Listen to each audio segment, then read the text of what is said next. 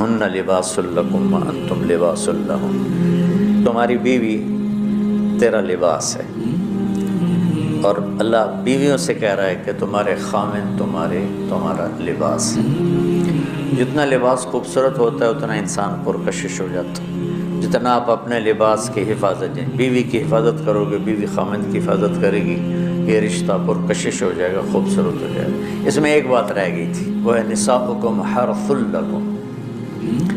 یہ اسی میں آتا ہے لیکن تھوڑا سا آگے جا کے آتا ہے، تو اس دن بعد وہ اذا سالک عبادی میں چلی گئی۔ تو نساؤکم حرث لکم فأتوا حرثکم انا شئتم، اس کا مفسرین نے ایک ہی مطلب بیان کیا جو فأتوا حرثکم انا شئتم، لیکن کیونکہ میں ذمہ دار ہوں مجھے حرث سے ایک مطلب سمجھ آئے، میرے پیشے کا لفظ ہے نا حرث۔ اللہ نے یہاں عورت کو تشبیہ دی ہے کھیتی سے۔ میری آنکھ اس ماحول میں کھلی جہاں ہم پشتوں سے ذمہ دار چلے آ رہے ہیں۔ درخت جب پھل نہیں دیتا ہے تو ذمہ دار اس کو ڈنڈے مارتا ہے، اس کو گالیاں نکالتا ہے۔ کس طرح ذمہ دار ایک پودے کو پروان چڑھاتا ہے، یہ ہے تمہاری ذمہ داری اپنی بیوی، چونکہ تم نہیں کسی کے گھر گئے، تمہارے گھر کسی کی بیٹی آئی ہے، ماں چھوڑ کے، باپ چھوڑ کے، بہنیں چھوڑ کے، بھائی چھوڑ کے، سہیلیاں چھوڑ کے، اور اپنی ترتیب زندگی کو توڑ کر ایک بول پر تیرے گھر آئی ہے، تو پاگل تو آتے ہی اس کے ساتھ بدتمیز ہو رہا ہے، کبھی گالیاں دیتا ہے، کبھی تانے دیتا ہے، کبھی تیری ماں اسے کچھ سناتی، کبھی تیرا ابا اسے کچھ سناتا ہے، کبھی تیری بہنیں اسے کچھ سناتی۔ تو نے کھیتی کی راکھی کیا کرنی تھی، تو نے تو کھیتی کو آگ ہی لگا کے رکھ دی، تو یہ فصل کیسے دے گی، تو گندا دانہ اس میں سے نکلے گا۔ تو عورت کو اللہ تعالیٰ نے زمین سے تشبیہ تھی، اور اس سے آنے والی اولاد کو کھیتی سے اللہ تعالیٰ نے تشبیہ تھی۔ اور زمین سے کھیتی لینے کا ایک طریقہ ہے، ہل چلتا ہے، زمین نرم کی جاتی ہے، پانی لگتا ہے، پھر اسے اور نرم کیا جاتا ہے، پھر جڑی بوٹیوں کو صاف کیا جاتا ہے، اسے تیار کیا جاتا ہے، پھر اس میں دوبارہ ہل چلا کے بیج لگایا جاتا ہے، پھر اس بیج کی راکھی کی جاتی ہے، حفاظت کی جاتی ہے۔ جب وہ پانی مانگتا ہے پانی دیتے ہیں، چاہے رات کے 12 بجے بھی پانی کی ضرورت ہے وہ پانی پہنچ رہا ہوتا ہے۔ وہ کھاد مانگتا ہے کھاد دیتے ہیں، وہ گوڈی مانگتا ہے گوڈی دیتے ہیں، اور اس میں گندی جھاڑیاں پیدا ہوتی ہیں تو ہم الگ مزدور لگا کر ان گندی جھاڑیوں کو نکالتے ہیں۔ اور اب سپرے آ گئے ہیں کہ سپرے کرو تو صرف وہ گندی جو بوٹیاں ہیں وہ مر جاتی ہیں، فصل کو کچھ نہیں ہوتا۔ میں آپ کے سامنے ایک نقشہ بیان کر رہا ہوں کہ اللہ تعالیٰ یہاں خامد اور بیوی کی زندگی کو کس خوبصورت انداز میں بیان فرما رہا ہے۔ اعلیٰ فصل لینے کے لیے یہ سب کچھ کرنا پڑتا ہے۔ ذمہ داروں کے پاس عام طور پہ پیسہ نہیں ہوتا، تو وہ جاتے ہیں جی کھاد چاہیے تھی، وہ کہتے 500 روپے ود لواں گے، وہ کہتا جی لے لو کھاد دے دو میری فصل مر دی۔ تو پھر اسے سپرے کرنا ہوتا ہے تو اس کے پاس پیسے نہیں ہوتے، پھر وہ سپرے والے کے پاس جائے، یہ نہیں کہتا پیسے کو نہیں دفع کرو آپ پہ، ہوندی تو ہوئے نہیں ہوندی تو نہ ہوئے۔ ایسا پاگل کوئی ذمہ، چاہے 1 ایکڑ کا ہو چاہے 100 ایکڑ کا ہو، پھر وہ کہتا ہے جی کھاد چاہیے، یوریا، وہ کہتا وہ سپرے کی دوا چاہیے، وہ ڈبے کے پیچھے 200 روپے زیادہ لواں گا، اچھا جی لے لے جی چلے کپا آ جاندی میں دے دیواں گا۔ وہ ادھار پہ مہنگا سامان اٹھاتا ہے اور اس کی ضرورت کو پورا کرتا ہے۔ وہ گندم کو یہ نہیں کہتا، کپاس کو یہی نہیں کہتا میرے کو پیسے کوئی نہیں، میں نہ تینوں پانی لا سک رہا، نہ کھاد دے سک رہا، نہ سپرے کر سک رہا، تو پھر مکھیاں ہی مارے گا، روٹی تو کوئی نہیں لبنی۔ عورت کی زمین میں محبت کا حل چلاؤ،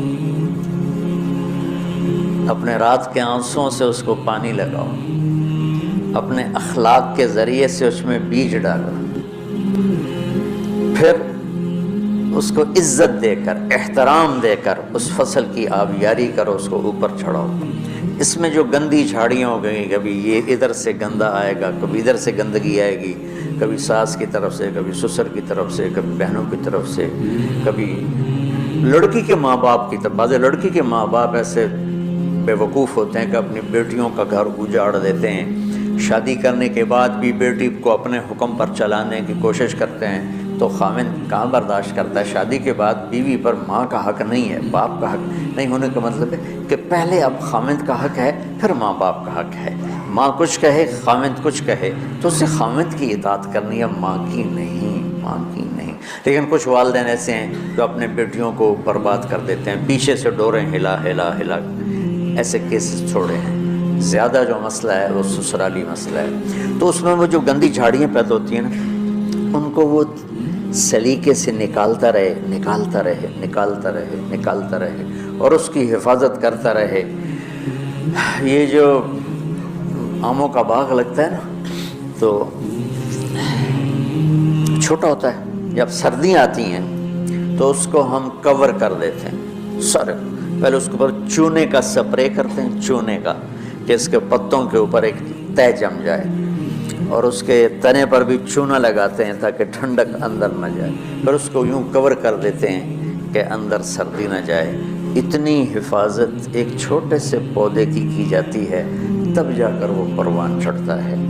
اور سب سے بڑا پودا انسان ہے، اور سب سے قیمتی دھرتی ماں ہے، اور سب سے قیمتی رشتہ خاوند اور بیوی ہے۔ اور آج کے خاوند بیوی کو ماں کی گالیاں نکال رہے، بہنوں کی گالیاں نکال رہے، جیسے وہ خرید کے کسی لونڈی کو خرید کے نہیں، کسی کی بیٹی ہے تو کھیتی، تم لوگ دورے والے اب جا رہے ہو، تمہاری شادیاں ہو گئی، تو اللہ کے واسطے بچوں بدتمیز نہ بننا اپنی بیویوں کے ساتھ، یاد رکھنا میری باتوں کو۔ وہ جو گیت تم نے سنا نہیں میری عمر بھر کا ریاض تھا، میرے درد کی تھی وہ داستان جسے تم ہنسی میں اڑا گئے۔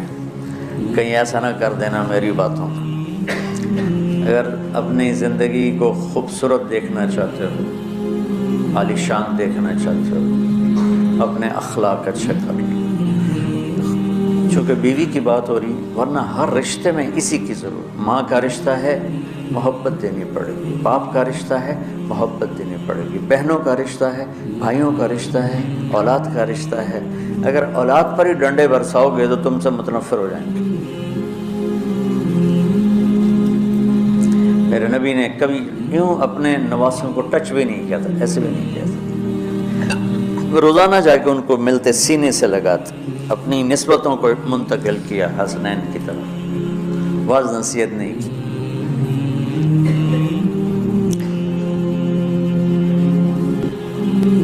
بہت سے بچے علماء کے، تبلیغ والوں کے، نیک لوگوں کے ضائع ہو گئے کہ بچے کا ذوق نہیں دیکھا، بس حافظ بنانا ہے، عالم بنانا ہے، حافظ بنانا ہے، عالم بنانا ہے۔ بناؤ حافظ، بناؤ عالم، پہلے ذوق دیکھ لو۔ اگر نہیں ہے تو اچھا مسلمان بناؤ، یہی کافی ہے۔ اگر زبردستی چلایا تو وہ بچہ نہ دین کا رہے گا، نہ دنیا کا رہے گا، نہ مدرسے کا رہے گا، نہ تبلیغ کا رہے گا۔ یہ لاکھوں مثالیں میرے سامنے ہیں۔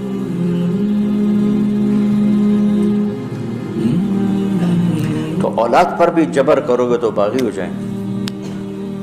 ایک ہمارے ساتھی نے اپنے بیٹے کو حافظ بنایا، کوئی تبلیغی زور، بچے کو تمنا نہیں ہے، انہیں بنایا۔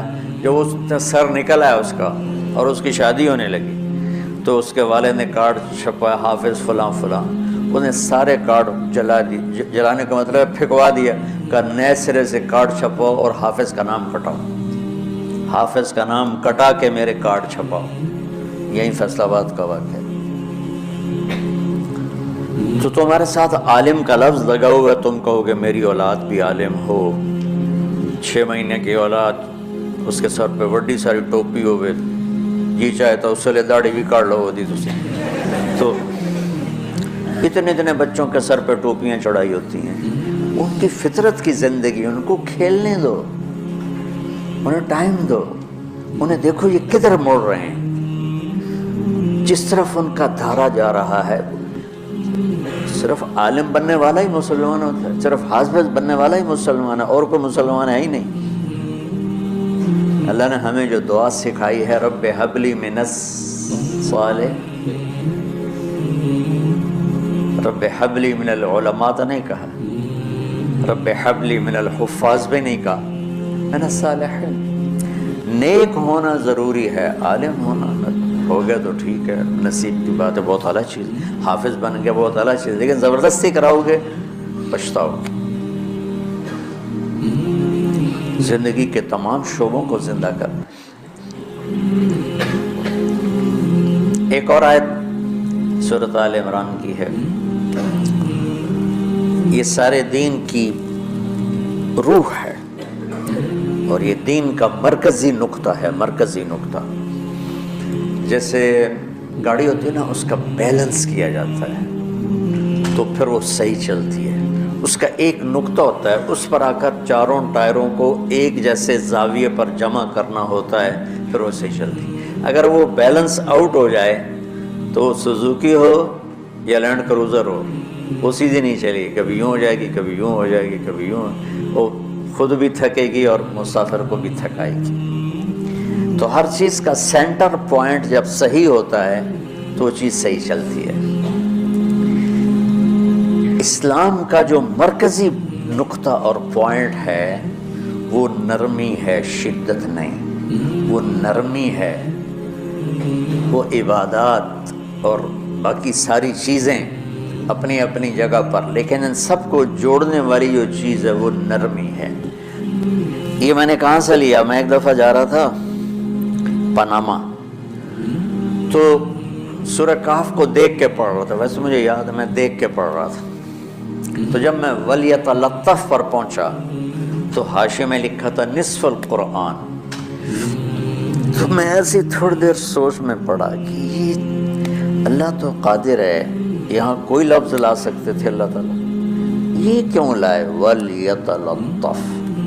حد سے زیادہ نرمی کا معاملہ کرنا۔ وہ جو روٹی لینے میں گیا ترکی میں، ترسوس ایک جگہ ہے جہاں اردن والے بھی دعویٰ کرتے ہیں کہ یہاں تھے اصحاب کہف، میں نے وہ بھی دیکھا ہے، اور ترکی والے بھی کہتے ہیں میں نے وہ بھی دیکھا ہے۔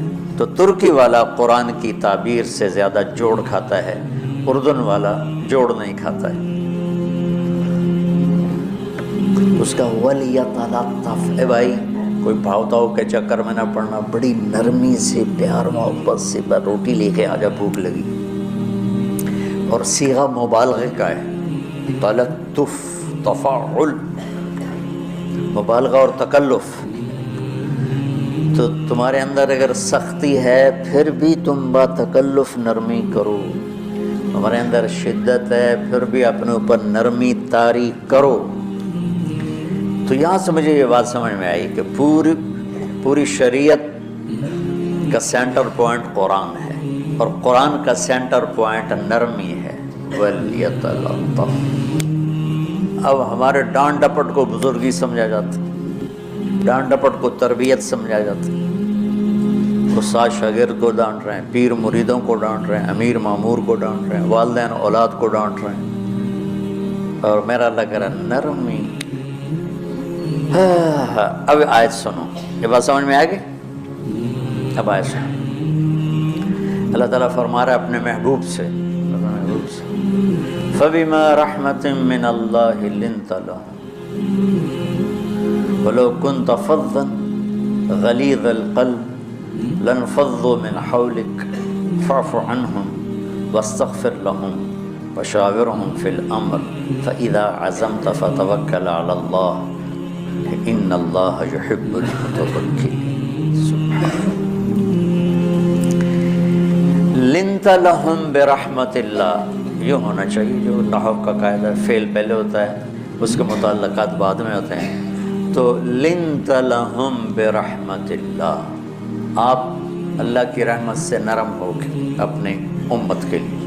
لیکن اللہ تعالیٰ نے فَبِمَا، اللہ نے اپنے نبی پر جتنے احسان قرآن میں بتلائے ہیں، أَلَمْ يَجِدْكَ يَتِيمًا فَآوَى وَوَجَدَكَ ضَالًّا فَهَدَى وَوَجَدَكَ عَائِلًا فَأَغْنَى أَلَمْ نَشْرَحْ لَكَ صَدْرَكَ وَوَضَعْنَا عَنْكَ وِزْرَكَ الَّذِي أَنقَضَ ظَهْرَكَ وَرَفَعْنَا لَكَ ذِكْرَكَ إِنَّا أَعْطَيْنَاكَ الْكَوْثَرَ هُوَ الَّذِي أَيَّدَكَ بِنَصْرِهِ وَبِالْمُؤْمِنِينَ۔ اب قرآن میں دیکھو وَكَانَ فَضْلُ اللَّهِ عَلَيْكَ كَبِيرًا، اللہ نے قرآن میں اپنے نبی پر جو احسان کیے وہ بتائے اور جتلائے کہ ہم نے آپ کے ساتھ یہ کیا، یہ کیا، یہ کیا۔ یہ احسان جیسے اللہ نے بتایا ہے نا اپنے نبی کو، یہ احسان نرمی والا جس طریقے سے بتایا، اس طریقے سے کسی احسان کو ذکر نہیں کیا۔ فَبِمَا، یہ میرے ہاتھوں کو دیکھو، ہم جب کہتے ہیں بہت بڑا، اس سے آگے تو ہمارے ہاتھ نہیں جاتے نا۔ تو میرا ایک بھتیجا تھا تو دیر سے بولا، جب وہ گاڑی پہ ہوتا تو ہم کہتے کس چیز پر آئے ہو، تو وہ یوں یوں کرتا، اور جب وہ بس پہ آتا تو کہتا ایسے ایسے کرتا، ایسے ایسے، کہ بھئی بس بڑی ہوتی ہے نا تو اس کا یوں اشارہ کرتا، اور گاڑی چھوٹی تو اس کا یوں اشارہ کرتا۔ تو فَبِمَا، یہ جو فَبِمَا رحمہ ہے نا، یہ زمین آسمان سے بھی باہر نکل گیا ہے، اور مشرق و مغرب سے پار ہو گئے، شمال جنوب سے پار ہو گیا، فوق تحت سے پار ہو گئے۔ اللہ تعالیٰ فرما رہے ہیں میرے محبوب، میری اتنی بڑی رحمت آپ پر آئی جس کو آپ کے رب کے سوا کوئی نہیں جانتا، اور پھر آپ نرم ہو گئے، نرم ہو گئے۔ ان اللہ لا یعطی علی الرفق ما لا یعطی علی العنف، اللہ جو نرمی پہ دیتا ہے وہ سختی پہ نہیں دیتا۔ لو کان الرفق خلقا لما رأى الناس خلقا احسن منه، نرمی کی کوئی شکل ہوتی تو اس سے حسین کائنات میں کوئی شکل نہ ہوتی، جنت کی حور سے بھی اعلیٰ شکل ہوتی۔ وَلَوْ كَانَ الْعُنْفُ خَلْقًا لَمَا رَأَى النَّاسُ خَلْقًا أَبْغَضَ مِنْهُ، اور اگر بد اخلاقی کی، سخت مزاجی کی کوئی شکل ہوتی تو شیطان سے بھی زیادہ خوفناک ہوتی۔ امام اسماعیل رحمۃ اللہ علیہ بڑے علامہ گزرے ہیں اور قرآن کی بڑی خدمت کی ہے لغت کے لحاظ سے، تھے انتہائی بدصورت، کوڑا سیاہ اور حبشی ٹائپ۔ کہنے لگے زندگی میں کبھی دھوکہ نہیں کھایا سوائے ایک دفعہ ایک لڑکی نے مجھے ایسا بیوقوف بنایا کہ میرے 14 طبق روشن کر دیے، کہ میں جا رہا تھا تو ایک خوبصورت لڑکی نے مجھے مسکرا کے اشارہ کیا، میں کہنے بھائی کوئی میرے اوپر بھی عاشق ہے، تو میں اس کے پیچھے چل پڑا، وہ آگے آگے میں پیچھے پیچھے، وہ آگے آگے میں پیچھے پیچھے، بازاروں میں چلتے چلتے ایک مصور کی دکان پہ پہنچے تو اس نے مصور سے یوں اشارہ کیا اور آگے چلی گئی۔ وہ آگے چلی گئی تو میں حیران ہو گیا، میں نے کہا بھائی یہ کیا چکر ہے؟ کہا جی یہ ایک بچی کل میرے پاس آئی تھی کہ مجھے شیطان کی فوٹو بنا کے دو۔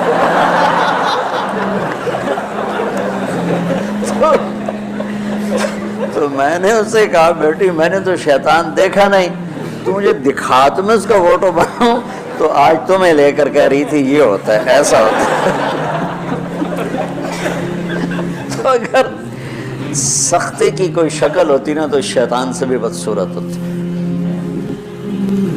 تو ہماری زندگیوں میں جو آئی ہیں نا رکاوٹیں، اس کا کوئی بڑا سبب نہیں ہے، یہ اسباب ہیں چھوٹے چھوٹے مل کے بڑے ہو، زبان کی شدت، بول کی شدت، نظر کی شدت، طعنے تشنیع، مار پٹائی، اس نے ہمارے رشتوں کو تار تار کر دیا۔ اور میں قربان جو میرا اللہ تعالیٰ کہہ رہا ہے لو کنت فظا غلیظ القلب، اگر آپ کی زبان میں شدت ہوتی، آپ کے مزاج میں شدت ہوتی، لانفضوا من حولک، انفضوا کا مطلب بتایا تھا نا کل پرسوں، بھگدڑ مچ جانا، پیچھے مڑ کے نہ دیکھنا، معلم محمد مصطفیٰ جیسے ہوں صلی اللہ علیہ وسلم، اور طلبہ اصحاب رسول جیسے ہوں۔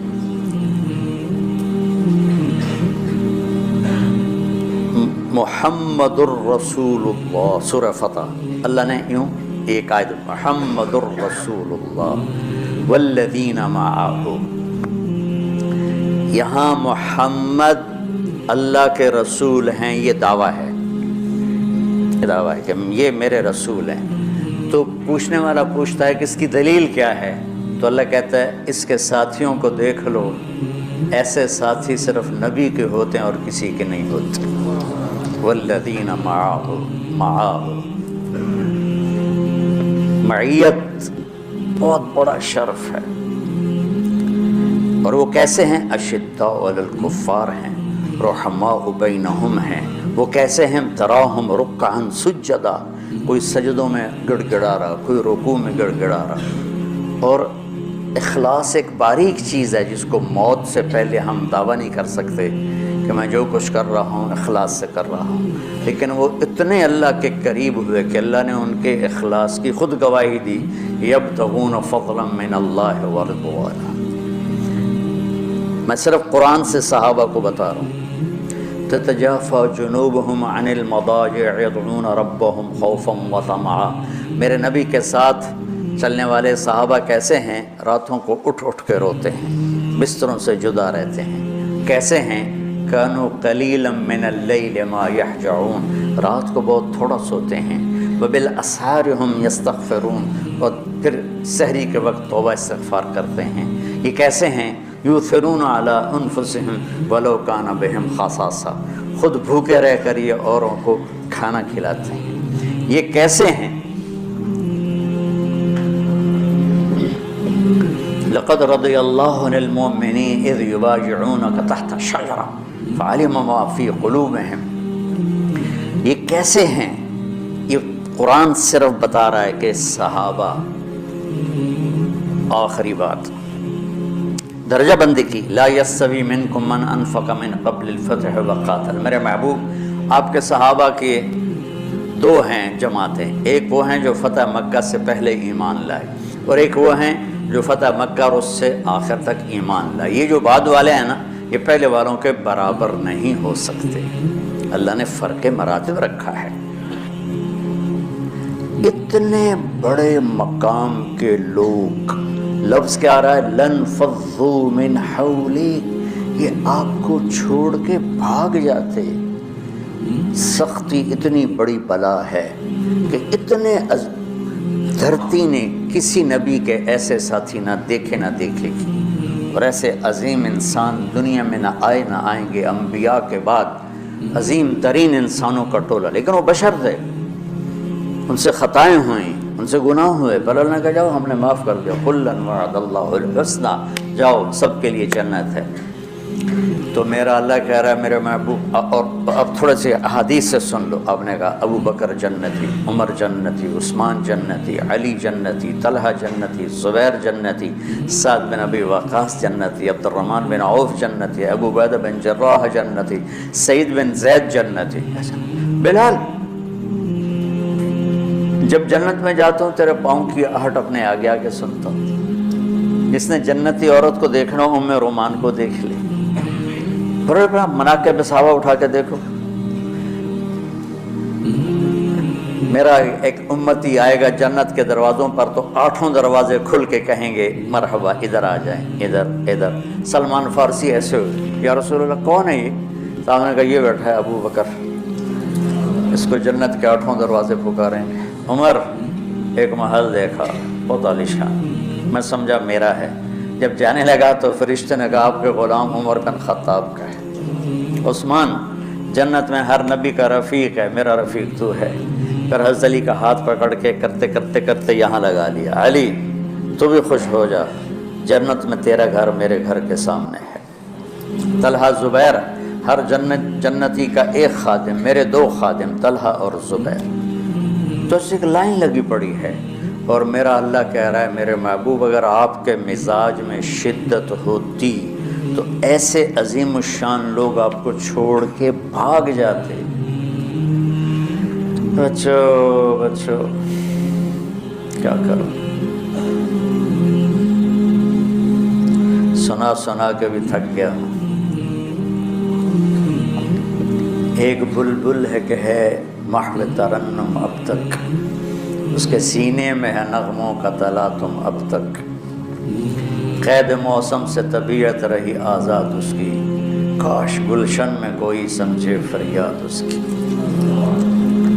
میں تو پچھلے 20 سال سے فریاد کر رہا ہوں، او بھائیو نرمی اختیار کرو، محبتیں اختیار کرو، نفرت ہو، اختلاف کرو، نفرت تو نہ کرو۔ بیوی سے اختلاف ہو گیا ہے تو نفرت تو نہ کرو، بیوی کو خامن سے ہو گیا نفرت تو نہ کرو، بہن بھائیوں میں ہو جاتی اونچ نیچ، نفرت ہے تو نہ کرو، سلام دعا ختم۔ تو آپ فارغ ہونے والے ہو، یہ اسباق یاد رکھو گے تو آپ ہی کو فائدہ ہوگا انشاءاللہ۔ پھر جہاں جاؤ گے گلاب کے پھول کی طرح مہکو گے۔ چمن میں بہت سے پھول ہوتے ہیں، لیکن جہاں گلاب کھلا ہوتا ہے سب کی نظر وہیں جا کر ٹکتی۔